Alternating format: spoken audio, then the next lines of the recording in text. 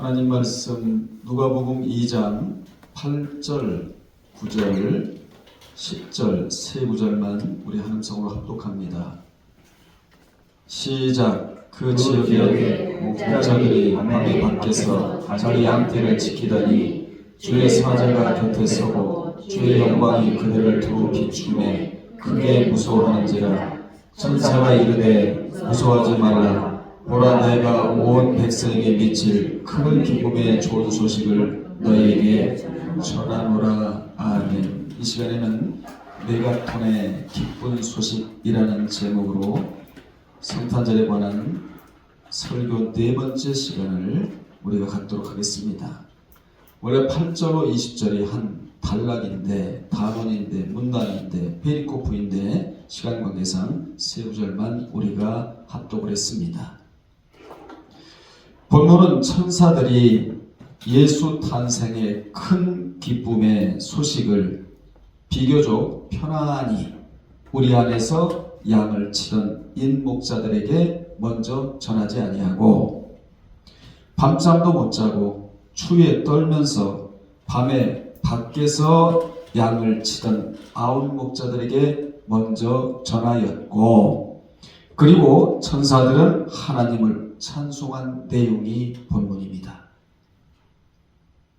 여기 큰 기쁨의 좋은 소식에서 큰은 메가스로, 그렇게도 중요하고 그렇게도 가치 있는 메가스로 여기서 영어에 메가가 나오는데, 이는 크다, 거대하다는 의미를 지니고 있는 단어입니다. 접두사예요. 이 접두사는 영어의 메가톤으로도 쓰이는데, 메가톤이라는 단어의 의미는 100만 톤이에요. 그리고 100만 배를 의미합니다. 이 단어는 단순히 크기를 나타내는 것을 넘어 수치적으로도 몇 배? 100만 배를 지칭하는 데 사용하는 단어가 메가스, 메가톤. 따라서 예수 탄생의 좋은 소식은 몇만 배? 100만 배라는 것을 우리로 하여금 알게 해요. 이렇게 좋은 소식을 가장 먼저 접한 자들은 묵묵히 자신에게 맡겨진 일에 최선을 다하면서 밖에서 양을 치던 목자들이었다는 사실입니다. 성령으로 잉태되어 초라하게 말 구에서 태어나신 예수의 탄생 소식은 온 세상이 다 알도록 전한 것이 아니라, 당시 소외되고 천하게 여겨졌던 아온 목자들에게 가장 먼저 이 사실을 전하였다는 것이에요. 여기서 우리는 큰 교훈을 받아야 됩니다. 100만 배의 기쁜 소식, 주님이 탄생했다는 소식은 아무나 듣는 게 아니라는 것입니다. 어떤 사람은 성탄절이 뭔지도 모르고 자기가 주인공이라는 식으로 성탄절을 보내는 사람도 있고, 때로는 추리가 주인공이 될 수가 있고, 날짜가 주인공이 될 수가 있고, 어떤 향락이 주인공이 될 수가 있지만, 성탄절의 주인공은 우리 주 예수 그리스도예요. 아멘. 이 의미를 알고 우리가 성탄 예배에 임해야 된다는 것입니다. 아멘.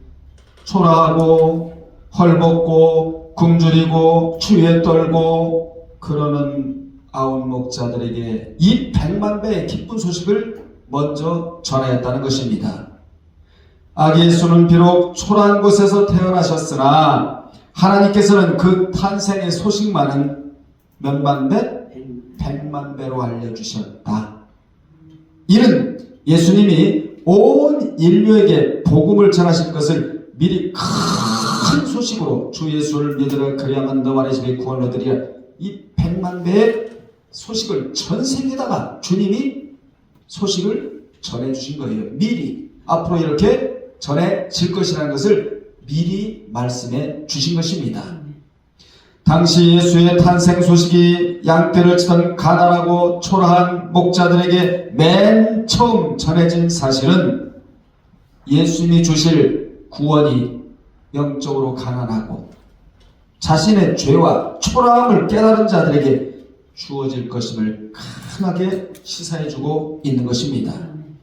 이같이 시사한 대로 자신들은 부하고 자칭 의인이고 죄에 대하여 인식하지 못하고 자신들은 초라하여 예수님을 의지하지 않고는 살 수 없다고 하지 않은 이런 자들에게는 주님의 소식을 전해주지 않으셨어요. 그리고 그들은 주님을 받아들이지 않았습니다. 그들이 누굽니까? 유대 종교 지도자들이었다 이 말이에요. 서기관과 바리새인들, 제사장들, 그 자들에게 먼저 기쁜 소식, 백만가의 소식을 먼저 알려주신 것이 아니다. 하나님은 세상에 이보다 더 큰 소식이 없다는 것을 메가스라는 단어를 사용하시어 이 소식은 보통 소식이 아니고 메가톤급이다. 아멘. 메가톤급이다. 이걸 알려주신 거예요. 예수님은 동정녀 마리아의 몸을 빌려 성령으로 잉태되어 가장 낮은 곳인 마국간에서 태어나셨지만 그분이 태어나신 소식이야말로 메가톤급이었다. 이걸 강하게 우리에게 심어주고자 하는 내용이 본문이다. 여러분들이요, 이 소식이 여러분의 귀에 들려왔다는 사실은 어마어마한 축복이에요. 성탄 예배를 드리면서 하나님이여, 이 메가톤 100만 배의 소식이 나의 귀에 들려와서 내가 주님을 믿고 성탄 예배를 드리고 있다는 자체가 우리에게는 행복이고 우리에게는 축복이고 더할 나위 없는 기쁨이 되는 줄로 믿습니다. 이러한 본문이 우리에게 주는 교훈을 살펴보면 다음과 같은데, 첫째, 성실한 자가 하나님의 놀라운 일을 보게 된대요. 8절로 10절에서 성실한 자, 근면한 자. 당시 성탄의 소식을 들어있던 목자들이 가장 먼저 천사들을 통해 들었는데, 그 당시 목자들은 창기나 세리 못지않게 유대 사회에서 천민 취급을 받던 계층이었어요.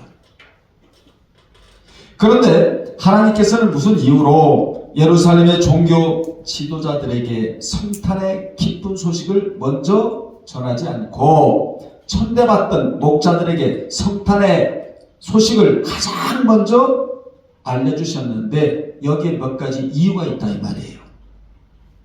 그 이유가 뭐냐? 첫째, 반과로 첫째, 그들은 자기 맡은 일에 열심을 다하고 있었다는 것입니다. 그들은 남들이 다 깊은 잠을 자는 밤중에도 양떼들을 사나운 짐승들로부터 돌보고 있었대요. 쉬운 일이 아니에요. 진리를 진리답게 받아들인다? 쉬운 일이 아니에요. 예배를 예배답게 드린다? 쉬운 일이 아니에요. 그런데 중요한 사실은 결과가 좋다는 것입니다. 아멘. 말씀 붙잡은 사람들은 결과가 좋아요. 아멘. 진리 붙잡은 사람 치고 결과 나쁜 사람은 한 명도 없는 겁니다. 이같이 하나님은 자기 일에 열심인 사람을 불러 쓰세요. 실례로 다윗도 베들레헴 들녘에서 저녁도 걸은 채 양떼를 돌보다 선지자 사무엘에게 왕으로 기름 부음을 받았다고 사무엘상 16장 11절 13절에, 또한 기드온은 밀타작을 하다가 부름을 받았고, 그리고 모세는 미디안 광야에서 양을 치다가 부름을 받았으며, 그리고 엘리사는 밭을 갈다가 부름을 받았고, 그리고 주님의 제자들은 물고기를 잡다가 부름을 받았어요. 놀다가 부름받은 사람은 한 사람도 없는 겁니다. 게으르고 나태하고 안일에 젖어 있는 자를 주님이 부르시지 않았어요. 하나님도 마찬가지예요. 이같이 밤에 밖에서 양떼를 지키던 목자들은 비록 남들은 알아주지 않고 눈여겨 보지 않은 직분이었을지라도 자신에게 맡겨진 일에 열심히 행하다가 예수 탄생 소식을 제일 먼저 듣는 복을 받았다는 것입니다.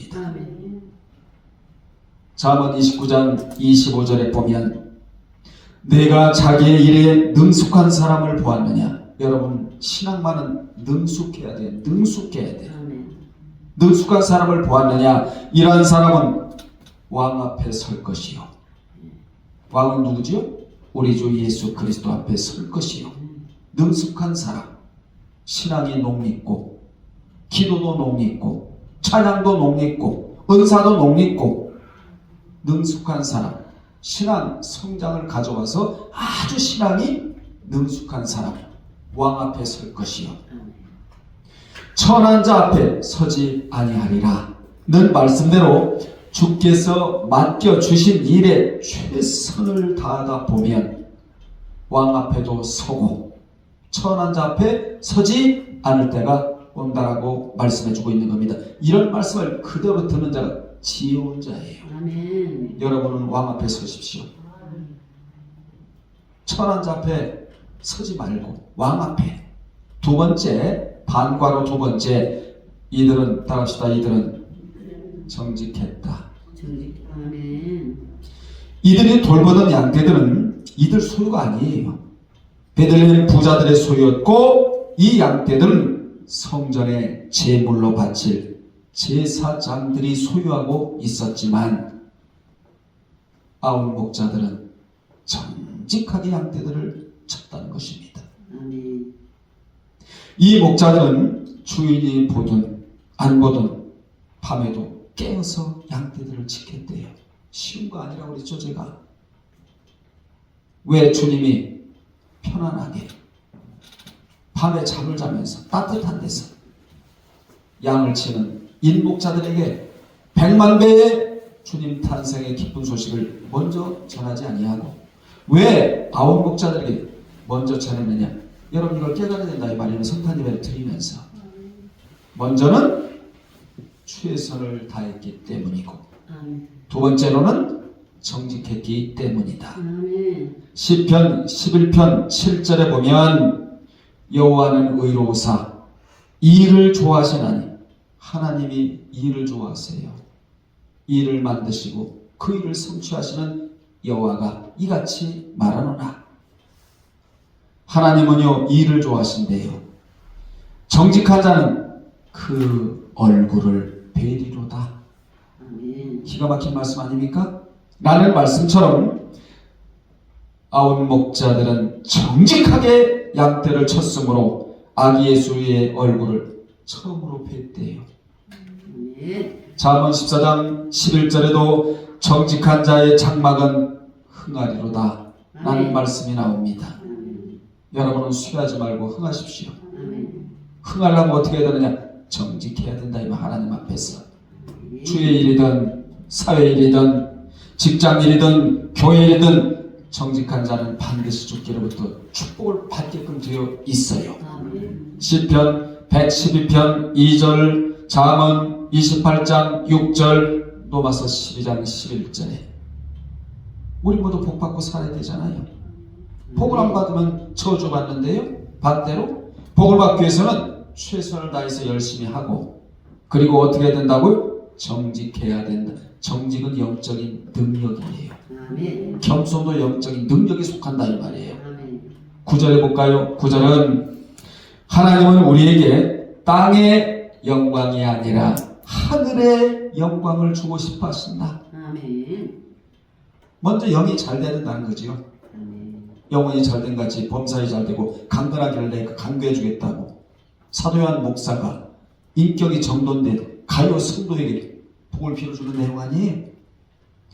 9절에 봐요 여러분. 9절에 보면 주의 사자가 곁에 서고 주의 영광이 그들을 두루 비춤에 크게 무서워하는지라 라고 하였는데 이는 하나님은 우리에게 땅의 영광이 아니라 하늘의 영광을 주고 싶어 하신다는 말씀입니다. 목자들 앞에 세상 사람이 나타난 것이 아닌 누가 나타났습니까? 주의 천사가 나타났고 주의 영광이 그들을 두루 비추었다고 증언하고 있는데 당시 하나님의 영광이 목자들을 두루 비출 때 목자가 부자로 변하고 귀족으로 변했습니까? 아니잖아요. 그렇지 않아요. 오직 주의 영광만 목자들에게 비추었다. 아멘. 목자들은 천사들로부터 구주이신 그리스도가 탄생했다는 소식만 들었을 뿐입니다. 우리는 이 점에 주목을 해야 돼요.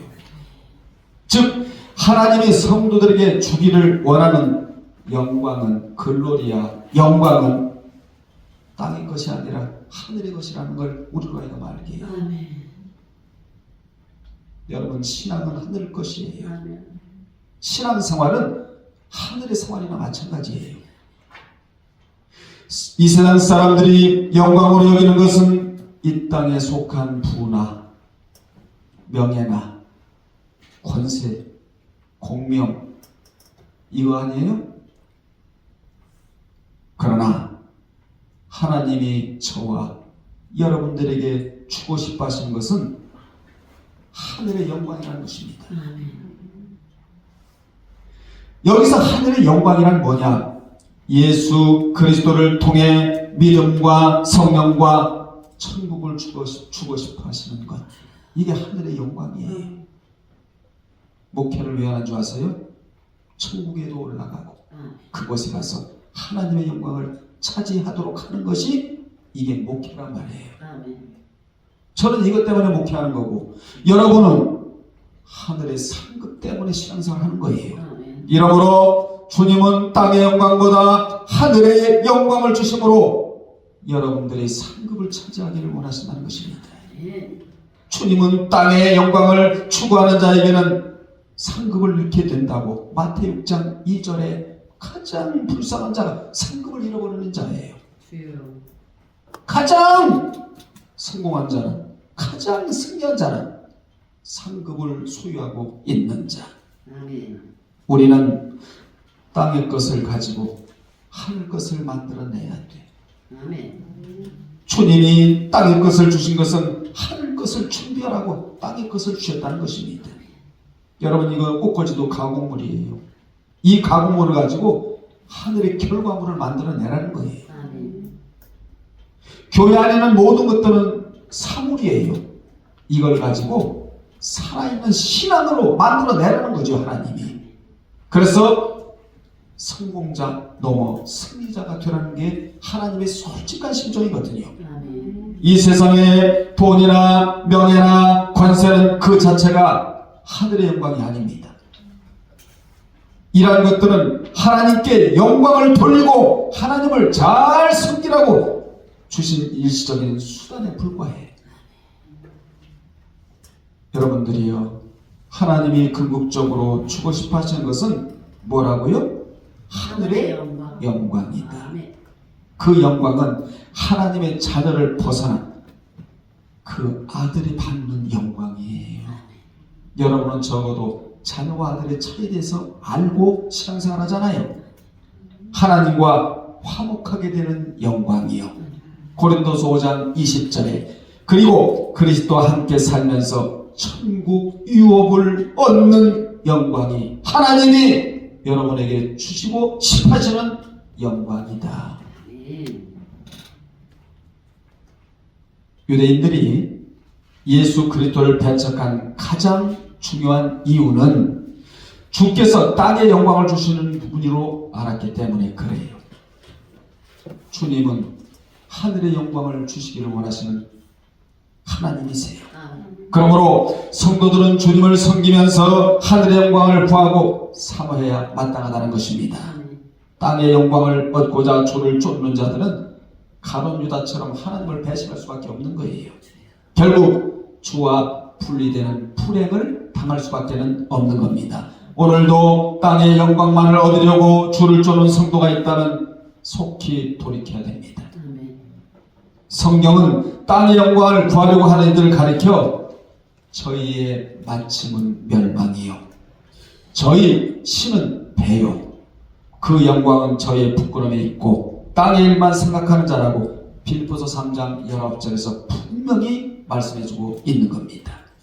우리는 성탄절을 맞이하여 그리스도 안에서 땅의 것만을 생각하지 말고 위의 것을 추구하는 성도들이 되어야 될 줄로 믿습니다. 아멘. 고린도서 3장 2절 아닙니까? 그러면 땅의 것은 주님이 보너스로 주시겠다고 마태복음 6장 33절에 그의 나라와 그의 의를 추구하는 삶을, 천년 왕국을 추구하는 삶을 살면 나머지 의식주 문제는 보너스로 주시겠다. 아멘. 우리는 보너스를 받고 살아야 될 사람들이에요. 10절을 보겠습니다. 10절을 보면 주의 탄생은 온 인류에게 큰 기쁨의 좋은 소식이라는 말씀인데, 천사는 목자들에게 온 백성에게 미칠 큰 기쁨의 좋은 소식을 너희에게 전하노라 라고 했는데, 여기 온 백성이란 유대 민족뿐만 아니라 온 인류를 의미하는 말입니다. 로마서 15장 9절 12절에 기록되어 나오는데, 그리고 큰 기쁨의 소식이란 그리스도 예수의 탄생 소식이 100만 배의 위력이 있다는 말씀이에요. 아멘. 그렇다면 그리스도의 탄생이 온 인류에게 큰 기쁨의 소식이 되는 이유가 뭐냐? 이는 그리스도는 온 인류에게 죄로부터의 탈출구를 마련해 주셨기 때문입니다. 아멘. 인류는 유대이든 이방이든 모든 아담 안에서 하나님의 진노를 당할 죄인들이었단 말이에요. 태어나면서부터 아담의 원죄를 유전받아 태어나게 온갖 불의와 죄를 범하는, 죄는 온 인류를 불안하게 만드는 악의 권세였단 말이에요. 선진국도 후진국도 이 죄의 문제를 해결하지 못했습니다. 인간을 해결해 줄 수가 없어요. 교육으로도 안 돼요. 교육으로도 이 죄에서 해방되질 않아요. 종교로도 안 돼요. 그러나 예수 그리스도께서 이 죄로부터의 탈출구를 마련해 주셨다. 그분이, 그 탈출구가 뭐냐? 십자가의 대속을 통해서 이루어진 것이에요. 아멘. 그러므로 그리스도의 대속의 은혜를 믿는 사람은 하나님으로부터 죄 용서함을 받고 나아가 친의인으로 인정받게 된다고. 아멘. 로마서 3장 21절 28절에 도저히 동정역에서 예수가 태어나신 것이 믿어지지 않지만 이성적으로는 성경에 기록이 되었기 때문에 우리는 그것을 믿으니까 하나님이 너 참 귀하다. 아멘. 어떻게 이게 믿어지냐? 그래서 칭의롭게 여겨 주셨다는 거예요. 아멘. 이 사실을 믿는 게 천국의 백성입니다. 두 번째, 그리스도께서 인류의 최대의 문제인 죽음의 문제를 해결해 주셨다. 첫 번째 반과로를 말씀을 안 드렸지만, 죽음의 문제는 그리스도께서 오시기 전까지 인류가 풀지 못할 숙제였단 말이에요. 사람들은 누구나 죽기를 원치 않았지만 죽음을 피하지는 못합니다. 모든 인류는 태어나면서부터 죽어가는 존재가 되었고, 죽음은 이 세상에서 가장 확실한 사실이며 절대 운명이에요. 온 인류의 보편적인 비극이에요. 나도 죽고 여러분도 언젠가는 죽습니다. 필경 모두 다 죽어요. 이 죽음의 문제를 해결하고자 사람들은 불로처를 구하러 다니기도 하고 자신들이 만든 종교에 의지하며 오늘날에는 유전자, 생명공학에 희망을 두기도 해요. 그러나 결국에는 다 죽습니다. 그런데 예수를 믿는 자는 분명 죽지만 알고 보면 죽는 것이 아니라 다시 사는 것이다. 아멘. 이것을 이름하여 부활이라고 한다. 아멘. 그 부활을 증명하고자 그리스도께서 십자가에서 대속의 죽음을 당하시고 3일 만에 부활하심으로 보여주셨어요. 증명해 주셨다 그 말입니다. 이론이 아니에요. 그로 인해 인류가 죽음을 이길 수 있는 길이 활짝 열어진 겁니다. 아멘. 누구든지 십자가 대속의 은혜를 끝까지 믿는다면 그리스도처럼 죽음을 이기고 부활할 수 있게 되어 있는 거예요. 아멘. 오늘 본문으로 말하면 그리스도께서 탄생하심으로 구원의 빛이 어둠과 죽음의 그늘에 앉은 자에게 비치고 우리 발을 평강의 길로 인도받게 된다고. 아멘. 누가복음 1장 79절에. 그러므로 예수 그리스도의 탄생은 어느 특정한 사람들에게만 기쁜 소식이 아니라 그분을 믿고 있는 나와 너, 더 나아가 온 인류에게 아주 큰 기쁨의 좋은 소식이 되는 것입니다. 아멘. 이보다 더 기쁜 소식이 어디 있겠습니까? 그래서 큰이라는 메가스라는 단어를 굳이 하나님이 사용하시는 거예요. 본문에. 이 소식이 말로 백만바의 위력이 있다. 아멘. 이 세상에서 이보다 더 기쁜 소식은 없다. 이 소식이 바로 유앙겔레온 복음이다. 아멘. 기쁜 소식이다. 구약에는 제사를 지내야 됐잖아요. 양 잡아 소 잡아 피를 흘리고 1년에 한 번씩 7월 10일 날 대속죄일 가서 제사장들이 있고 많은 사람들이 있고 하는 그곳에서 번제를 드려야 됐단 말이에요. 이게 구약이야. 근데 이 제사가 완전한 제사가 아니었어요. 죄가 생각나게 하는 제사에 불과했어요. 그런데 우리 주 예수 그리스도께서 오셔서 그런 피제사 안 지내도 된다. 나만 믿어라. 이런 이게 기쁜 소식이 아니겠습니까? 이게 구원이고 은혜고 감사고. 아멘. 그래서 하나님은 이 복음이 여러분을 통해 온 백성에게 전파되기를 원하신다고. 아멘. 이사야 52장 7절이나 로마서 10장 10절 15절에 이 내용이 자세히 기록되어 있는 것입니다. 큰 두 번째입니다. 주께서 인간으로 오신 것은 우리로 두려움 없이 하나님과 교제하기 위함이라고. 아멘. 11절로 12절에 누가복음 2장 11절로 12절에서 두 구절을 보면 천사들의 목자들에게 메시아가 탄생한 사실을 알려주고 있는데 천사들은 강보에 쌓여 포대기예요. 구유에 누인 아기가 곧 구세주라고 알려주십니다. 여러분들이요, 세상을 구원하실 구주의 등장치고는 너무나 초라하지 않습니까? 천사들은 구주가 아주 위대하고 어미로운 모습으로 하늘에서 강림하셨다 이렇게 전하지 않았어요. 구유에 갓 태어난 아기가 구주라고. 온 인류의 구주가 한 인간으로 태어나셨다는 소식을 전합니다. 이같이 그리스도께서는 우리 같은 평범한 인간의 모습으로 여자의 후손으로 출생하셨다. 이제부터 잘 들으시고요. 천사들을 본 목자들의 반응이 어떠했느냐? 9절에 보니까 매우 무서워했다. 왜 무서워했느냐? 세례 요한의 아비 사가랴나 마리아도 마찬가지로 두려워했다. 누가복음 1장 1절이나 12절 30절에 보면 뿐만 아니라 주의 천사를 본 모든 사람이 무서워 떨었어요. 이사야도 그랬고 이사야 6장 4절 5절에 이사야도 떨었고 에스겔도 에스겔 1장 28절과 2장 2절까지 보면 에스겔도 떨었어요. 하나님을 만나고 난 이후에 다니엘도 아예 혼자라여 알아 누워버렸다고 다니엘서 8장 17절에서 말해주고 있는 겁니다. 기드온은 천사를 보고 죽는 줄 알았어요.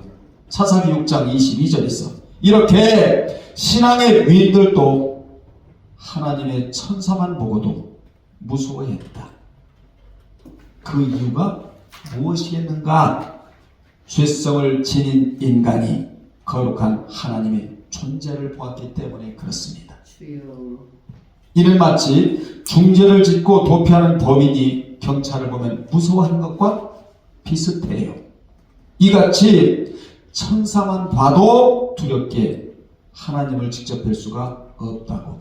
디모데전서 6장 16절에 그렇게 담대한 모세도 하나님의 영광만 보고도 심히 떨며 무서워했다고. 히브리서 12장 21절에 그러니 우리 같은 죄인들이 하나님을 직접 뵌다면 예배도 못 드려요. 봉헌도 못해. 기절부터 할 거예요. 그러므로 그리스도께서 우리 같은 인간으로 태어나셔서 이 땅에 오신 이유가 여기에 있다. 아멘. 아멘. 그리스도는 제2위 성자 하나님이시기에 변화산상에서 변화된 그리스도의 영광의 형체를 본 제자들은 매우 무서워했다고요. 즉 인성을 보고 무서워한 것이 아니고 신성을 보고 무서워한 거예요. 계시록에서 주의 영광스러운 모습을 본 사도 요한도 엄청나게 무서워했다고 계시록 1장 9절 17절에 그러한 까닭에 성자 하나님이 우리 같은 인간으로 인성을 입고 이 땅에 오실 수밖에 없었다. 아멘. 믿는 자가 무서움이 없이 하나님과 교제케 하시려고 한 인간으로 한 아기로 태어나셨다. 여러분은 예수 그리스도께서 왜 인성을 입고 사람으로 이 땅에 오셨는가를 알아야 되는 시간에.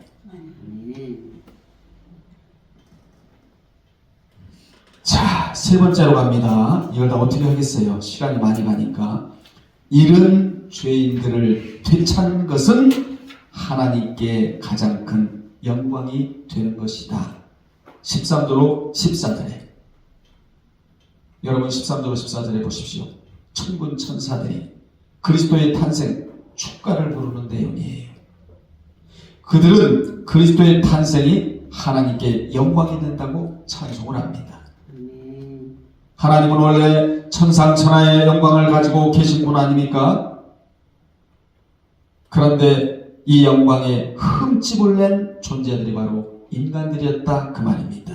고귀하신 분, 최고의 창조주가 되신 분을 인간이 흠집을 낸, 우리는 하나님을 흠집내면 안 돼. 그분의 영광을 위해서 살아가는 여러분이 되시기를 주의 이름으로 축원합니다. 아멘. 네 번째입니다. 간단하게 말씀을 전하겠습니다. 19절에 들은 말씀을 마음에 깊이 간직하는 좋은 밭의 성도가 되어야 한다. 19절에 보면 마리아는, 따라합시다. 마리아는 이 모든 말을 마음에 지키어 생각하니라. 하늘의 말씀을 마음에 간직하고 늘 되새겼대요. 누가? 마리아가. 예수 그리스도는 이 마리아의 신중한 양육을 받고 자라났으며 또 마리아로부터 자신의 신비로운 탄생에 대해 가르침을 받았습니다. 누구를 통하여 길러지는가가 중요합니다. 누구를 만나는 자도 중요합니다. 우리는 하나님을 잘 만난 사람들입니다. 신을 잘 만났어요. 그리고 두 번째, 말씀을 잘 만난 사람들이에요. 세 번째는 사람을 잘 만나야 돼요. 나도 사람을 잘 만나야 되지만 나도 사람을 잘 만나줘야 돼요. 아멘. 그래서 성경은 들은 말씀을 간직하고 지킴으로 상이 크다고. 시편 19편 11절에 들은 말씀을 간직하는 것이 바로 묵상이에요. 묵상. 이를 되새김질하는 가축으로 비유하면 소, 또, 양 이런 거예요. 그래서 구약시대 때 하나님께 제물로 쓰인 가축들은 소나 양같이 되새김질하는 가축이었다. 되새김질이 바로 묵상이야. 묵상. 여러분은 말씀을 듣고 늘 묵상하는 분들이 되시기를 바랍니다. 결론 내리겠습니다. 하나님은 비천한 사람들인 목자들에게 구주 탄생의 첫 소식을 들려주셨고 또 첫 경배자들로 또 첫 전도자들로 택해 주셨어요. 헤롯 궁에서 지체하던 동방박사들은 그 후에 아기 예수를 경배했을 것으로 보는데 여기서 우리는 예수 그리스도께서 비천하고 소위 많은 죄인들 때문에 오셨다는 것을 다시 한번 확인할 수가 있는 겁니다. 주님은 인류를 죄의 억압에서 구원해 주실 구주시요 그리스도이세요. 그분은 구속받은 자들과 함께 살기를 원하시고 또 우리 주님은 하나님과 여러분이 화목하게 되기를 그렇게도 주님이 원하셔서 화목제물로 삼아주셨다 이렇게 말씀까지 해요. 그분이 어떤 분입니까? 여러분에게 평화를 주실 분이 주님이십니다. 하늘에는 영광이고 이 땅에는 평화가 임하기를 그렇게도 원하세요. 그래서 끝으로 누가복음 2장 14절에 지극히 높은 곳에서는 하나님께 영광이요 땅에서는 기뻐하심을 입은 사람들 중에 평화. 평화로다. 하늘의 영광과 이 땅의 평화가 맞물려 돌아갑니다. 여러분의 가정에도, 여러분의 직장에도, 여러분의 자녀들에게도, 여러분이 하는 일에도 하늘에는 영광이요, 땅에는 평화요. 아멘. 여기 연결이 되어야 된다 이 말입니다. 누가복음 19장 38절에도 찬송하리로다 주의 이름으로 오시는 왕이여 하늘에는 평화요 가장 높은 곳에서는 영광이로다. 아멘. 말씀을 마치면서 예수 탄생을 축하하고 깨닫는 여러분들의 가정에 하나님께는 영광이요, 여러분의 있는 그곳이 평화가 깃드는 은혜의 사람들이 되시기를 바랍니다. 기도하겠습니다. 고마우신 우리 아버지, 우리 주 예수 그리스도를 마국간에 보내주시고 우리로 하여금 믿게 하시며 믿은 주님을 늘 섬기면서 하나님께는 영광이 되고 이 땅에 평화가 있게 해주심을 감사합니다. 오늘 예배드리는 성도들 하나님의 영광의 사람들이 되게 하시고 늘 가정에도 평화가 깃드는 은혜로운 사람들이 되게 도와 주옵소서. 예수님의 이름으로 기도드리옵나이다. 아멘.